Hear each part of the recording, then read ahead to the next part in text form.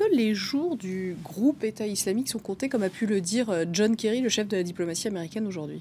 Alors effectivement, John Kerry a dit ça, et il a dit ça en parlant de l'attaque de drones sur Raqqa qui aurait permis, selon les Américains, alors on attend la confirmation, mais de tuer Jihadi John. Jihadi John, c'est ce Britannique qu'on a vu apparaître dans plusieurs vidéos de propagande de l'organisation de l'État islamique, notamment menant des exécutions contre des prisonniers, enfin des otages occidentaux.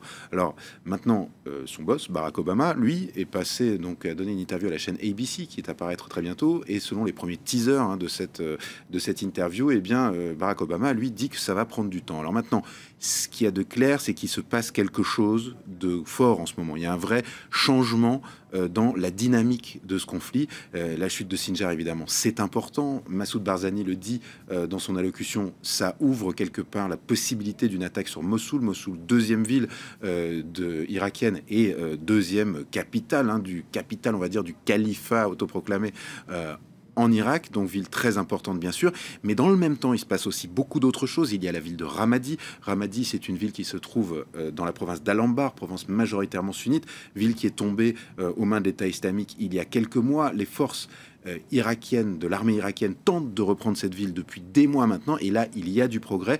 Ils ont une stratégie d'encerclement de la ville et ils ont pratiquement réussi à encercler complètement cette ville dont on sait que pour le coup il y a des vraies fortifications de l'organisation de l'État islamique à l'intérieur, qui va être très difficile de pénétrer à l'intérieur, mais s'ils arrivent à complètement refermer l'étau autour, évidemment ce sera un vrai progrès tactique. Il y a également une nouvelle stratégie des Américains, un nouveau plan qui s'appelle Tidal Wave 2, ce qui veut dire le raz-de-marée 2, qui fait référence à une opération qui avait eu lieu lors de la Deuxième Guerre mondiale, où ils avaient attaqué une raffinerie en Roumanie. Eh bien, ils veulent attaquer les champs pétroliers de l'organisation de l'État islamique pour les frapper au portefeuille. Alors, comme le dit Barack Obama, cela prendra plus de temps. Ce ne sera pas des effets immédiats, mais c'est des effets à long terme. Il faut voir qu'aujourd'hui, eh bien, le pétrole rapporte 40 milliards de dollars par mois à l'organisation de l'État islamique, 500 milliards par an. Et évidemment, l'idée est de détruire les installations autour de 8 champs pétroliers en Irak. Ça peut avoir beaucoup